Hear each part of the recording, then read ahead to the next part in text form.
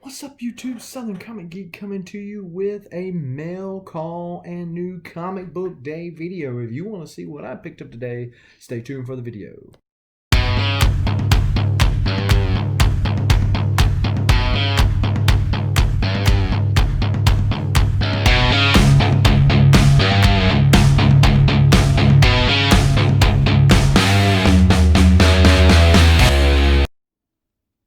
So as you know, I've got to do the obligatory smash that like button, hit the subscribe button, and the bell notification so that when videos like this drop ever so randomly, you will be one of the first people to know and can make the conscious decision as to whether or not to watch it now or later. But as long as you watch it, we appreciate you. And so yeah, there you go. So let's dive into mail calls. So glad that book wasn't nothing but a spotlight book. Okay. All right, so let's talk about some mail calls. So as soon as I go and give the kudos to the USPS, they start disappointing me again. If it seems to me, and comment down below if you see something different, but it seems to me that if I get something in the southern areas, I get it really quick. For example, that California Blend comic that I got the other day came fairly quickly. But if it's in New York, California, you can just forget it. So I got Big Will, who is next door to me in Alabama, and he was on my stream the other day, and afterwards he had some comics that I was interested in, so he was showing them to me and seeing what he had, and so he sold them to me. And also he was having a slab sale. Now go check out Big Will Comics on IG to see if he has any left. I don't know if he does or not, but he was doing a crazy deal that if you buy one slab, you get the second slab of equal or lesser value for free. That's right, you heard me, for free. Not many things in life for free, so you take them when you can get them. And so I kind of hem-hauled around, and John's Comics with Kids beat me out of the first Silver Age Catwoman found in Lois Lane. And so I was like, okay. So there was another one I was kind of on the fence with, and I said, let me go ahead and do that so I can get an extra slab. Since those books the shipping was figured into the cost of the books, these couple of raw books that I bought from him got slid in there. No extra cost to me. So it made plenty of sense to me. And so wanted to pick up, one of the goals for this year was obviously the big Batman keys. And Batman, as you know, if you're a Batman reader, is the Batman's Rogue Gallery is one of the best. He's obviously a character who's been around a long time, but his villains are well known. And one of those villains is the Psycho Pirate. And so the Psycho Pirate's first appearance is in Showcase 56. So this is in 1965, 3.5, creamed off-white pages. Ironically enough, an ad with Batman on the back is there. But this is Hourman and Dr. Fate fighting the Psycho Pirate, first Silver Age Psycho Pirate, first appearance and origin of the Silver Age and the death of the Golden Age Psycho Pirate, and the origin of the Golden Age Psycho Pirate in text story. So unfortunately, I mean, this is a pretty good grade for this book. This is probably my oldest DC outside of Batman. So, obviously I got some Golden Age Batman, so those are the 1940s. But this is the oldest one outside of Batman. I don't collect a lot of DC outside of Batman, so it's not really a big hurdle to overcome, but nevertheless, it is there. So this is the one that I got for free. Wolverine #2. This is the N. Lee Unknown Comic Books variant 9.8 slab.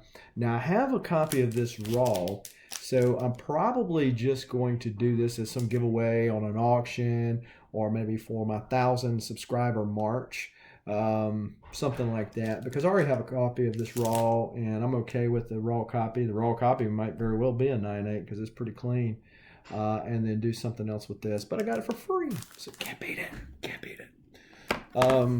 So yeah, the other things I got from him, you knew I had to throw some Valiant in here, right? So we got Harbinger Wars #2 Prelude, and so I was like, that's cool. Faith #1, the second printing. And those aren't too hard to find. These are the ones that are harder to find. This is from Time Walker. This is Time Walker number 13 and number 0. And number 15 is the last issue of that Time Walker series.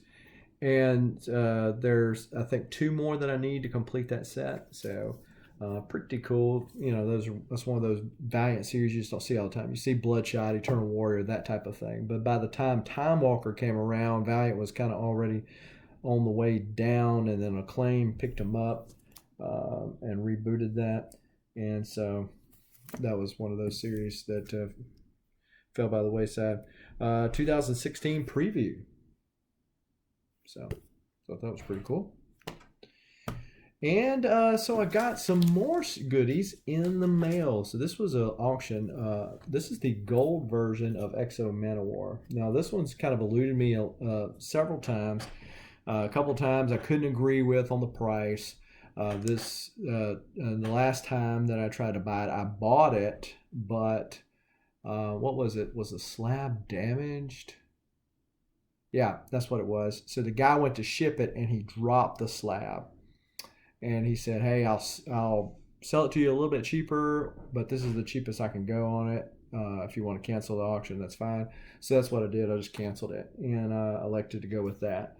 And so what I'm going to do, because as you can see, this is a wraparound cover. This is early Joe Quesada work right here. And like I said, the gold Exo Manowar. And I'm going to put it in one of those clear comic backing boards by clearcomicsupplies.com. Use the code SCG10 between now and the end of January and save 10% on your order. So check that out. But this was a lot of XO, and so this is a regular silver one. This is one of those that I pick up, like the Bloodshot one.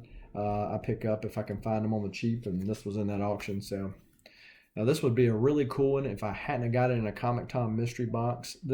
It was funny because when this came in and I did the video, I was thinking in the video, people were like, he got a Valiant from the 90s, and he's more excited about that than anything else in the box. But this is the pink variant.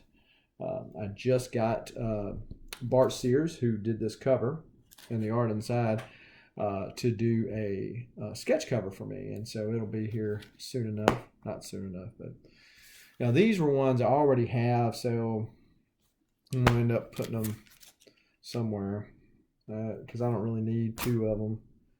This is a connecting cover. If you like connecting covers, this is issue 50X and 50O. So there you go. And then they rebooted the series. Acclaim did. This is the first issue of that. First issue of that. I don't think any of those. Let me check, make sure none of those were newsstands, because the Valiant newsstands are really rare. No, none of those were newsstands. Now, this was one that I did need. This is the Exo Manowar number 1 from the 2nd volume, but it's the painted cover. So this was one I needed, so I was glad to pick that up. And then this is Exo Manowar and Iron Man Heavy Metal. So this was a game back in the day. And of course, that's what Acclaim bought them to do, was to push games. Much the same way that Disney pushes all their content now. But they had an Exo Manowar that was done by Acclaim, which is this one. And then they had one that was done by Marvel. So it had the ladies on the front and the Marvel. I have both of them. I bought them off of IG a while back. But, so yeah, I'll figure out something to do with those. But those just came with a lot. And, you know, if they were something that I could sell real easy, that'd be good. But I doubt it. It's an acquired taste. It's an acquired taste, people. All right, so I did pick up at my LCS today, King in Black 3 Spotlight. I always pick up these spotlights. I guess maybe it's FOMO because people will routinely say, "Oh, the first appearance is in that spotlight. What are you doing? Yeah, this is all of a sudden worth a lot of money." So I don't know, but I got that. I was going to flip through that and check that out because I haven't been reading King of Black. Let me know in the comments below. Am I just lost my mind and this is the greatest thing since sliced bread? Because I've been cutting my pull. My pull this week wasn't but $30, and so that was really low for me. And it had the future state in there, which are bigger books. So American Vampire, 1976, book 4. I don't know how long this is a running series. Is this a 12-part maxi series or what the deal is, but it's okay. Scott Snyder's going to have to step up the pace a little bit because I'm starting to lose interest in it. Now I know that I was one of the very many people that swore off anything to do with future state. Having said that, I relented and got the new Batman, and I was pleasantly surprised. Now, it might be because my bar was set so low in expectations, but nevertheless, I was pleasantly surprised by most of the stories that were found in that book. So, when it came to Dark Detective, I did the same thing, and yes, I picked up a cover. And this is a Dan Mora cover, so that's pretty cool, featuring the Grifters. So, I like Wildcats, so I thought that was going to be pretty cool. And then I picked up Bloodshot number 10. This is the David Nakayama cover. Thought that was pretty cool. He's been doing some pretty killer covers lately. And the only problem is that I realized that there's a first appearance in here, and Mike Mayhew, which I'm not a huge fan of. No hate. Just his style doesn't really do it for me most days. But he did a cover for that first character appearance of that character, which is the character in the Bloodshot movie. And so I bought that cover signed from him off of his website. So looking forward to getting that in. But I'd already put this on my pull. It's a cool enough cover, so not the end of the world. Worse things can happen, for sure. Star Wars, Darth Vader, number 9. Been digging all the Star Wars. I don't get Afra, but the other ones, I've been digging them. And I've been picking them up. So we'll see what that entails. 7 Secrets, number 6. So much like American Vampire for me, 7 Secrets, there was that big reveal that guy, that big baddie, was actually the head woman's son. Other than that, just really kind of been a slow burn. I know they're trying to set the pace, and this is what these people do, and this is what these people do. And that's one of the problems that you have when starting a new franchise, if you will, or a new series. You've got to kind of set that groundwork so people can understand, but at the same time, you've got to keep those people saying, that's interesting enough and fast-paced enough that I'll stick with it and learn what I need to learn to make it mean more to me. But he's going to have to speed it up a little bit for me. So maybe he will in this deal. Tom Taylor, I think he done Deceased. I liked his stuff there, so... Now, I tell you, Erratic by AWA Upshot. That was a really cool issue last time. So basically, the premise is this kid's got 10 minutes in a day that he can be a superhero. He has all these superpowers. A lot of people likened him to Spider-Man, and you can see why they would say that. But he's got 10 minutes. So you better not be in the middle of making a flight somewhere and run out of time. So 10 minutes in a 24-hour period. And so, yeah, but he's a teen. So this is actually considered a teen book. Yeah, this says teen up there. So they have kind of the little teen drama. But that was interesting. So we'll see how this one goes. This is a 5-part miniseries.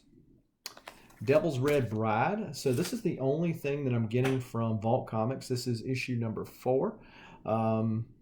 It's interesting enough. So there's a couple of, it's like, seems to be a reoccurring theme that there's a couple of these issues that are on the fence for me. So this one is one of them. 7 Secrets is another one, and American Vampire is another one.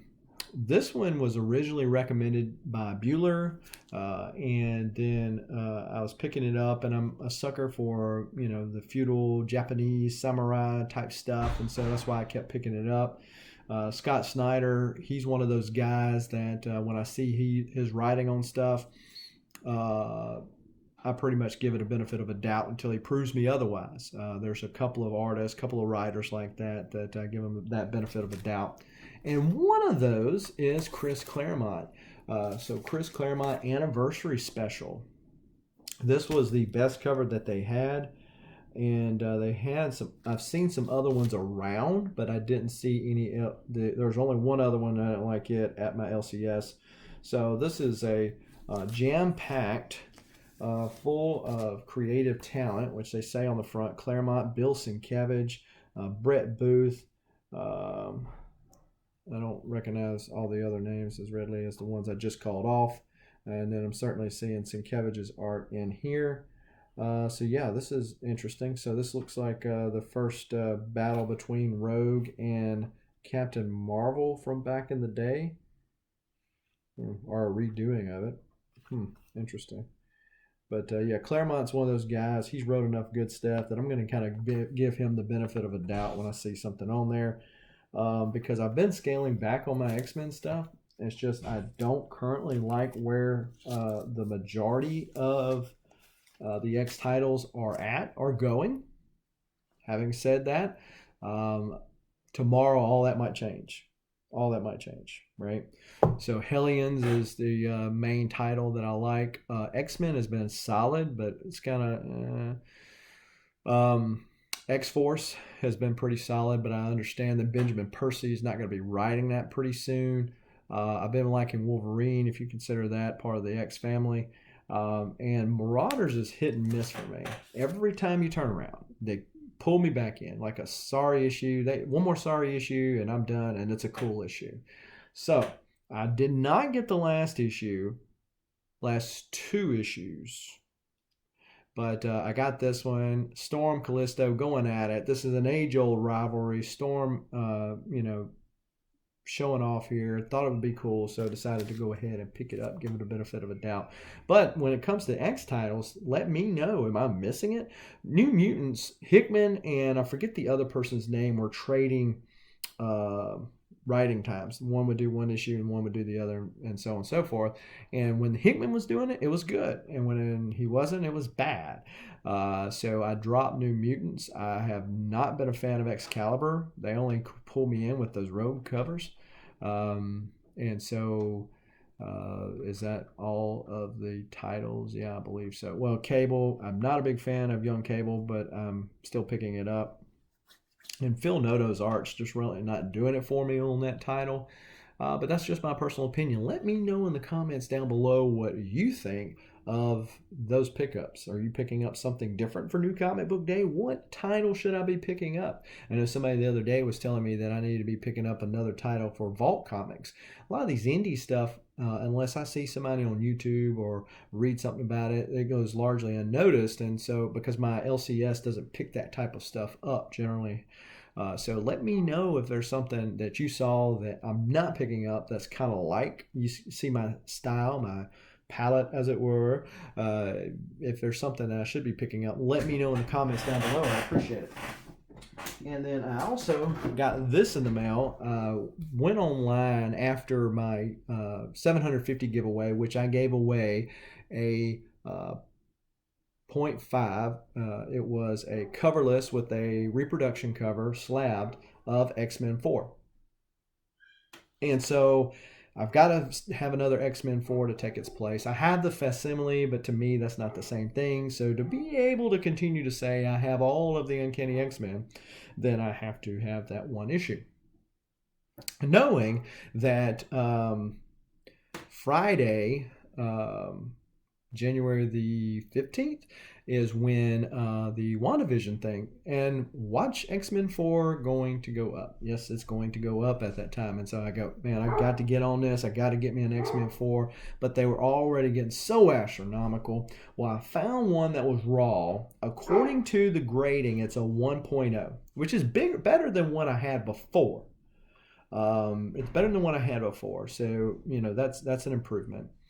And the price was, still relatively reasonable. So I went back and forth with best offers on eBay, finally come to grips with the price, and it was a mycomicshop.com, which I've ordered several things from before, but they were consigning it for somebody else. So the person that was consigning it, as I recall, was actually the one that was okaying the price. But yep, X-Men 4. There you go, right there. So it actually has the original cover and it's listed as a 1.0. Now, typically, what I have found and what I've heard other people have found, that mycomicshop.com grades their stuff pretty rough. So what I'm hoping, crossing my fingers, this is fixing to be going to Eric the Comic_presser. If you don't have a presser, there's a lot of good pressers out in the comic community, but I know he's done great work. I've showed off some of his work with my recent CGC Roy Thomas books. I talked about it there. I don't have a code, Eric. I don't have a code. But Burt Family 54 Comics has a code. If you use his code, is it Burt Family or Burt 54, you'll save on shipping. So it won't cost you money for him to ship your books back if you use that code. So certainly feel free to. But I'm going to let him look at it, tell me whether or not he feels like he can do anything with it. If he can't, because I know that this Mylar is making it do wonders right here. And if it's too brittle or whatever like that, I don't want him to mess it up. Looks like it had some water damage at some point or another. But in either case, it's better than the grade that I had before. Ironically enough, I bought the coverless copy from mycomicshop.com back then. But wanted to go ahead and get that sealed, that deal sealed before the new show dropped, because I knew that these were just going to go up from there. And it's not a book like a modern book that will be spec'd up only to fall back down. This is an age-old Silver Age key, and it might, okay, it goes up 300 and it goes down 50. You're still net 250. And that's the way I thought about it. So I've got a box going to him, and then from him to CBCS to get graded, and so we'll see how that goes. This is actually going to be my first CBCS direct submission. The last one I had was through a facilitator, which I wasn't unpleased with, but based on the whole circumstances, which you can check out some of my other videos to hear about that, but based on that, I feel like it wasn't CBCS as much as it was the facilitator. But those are my pickups, folks, and so hopefully everybody's doing safe out there. Leave me a comment down below and tell me what you think about my pickups, and smash that like button while you're at it. Hit the subscribe button and the bell notification so that you will be notified when videos like this drop in the future. Thanks as always for watching. Until next time, keep reading, keep collecting. Adios.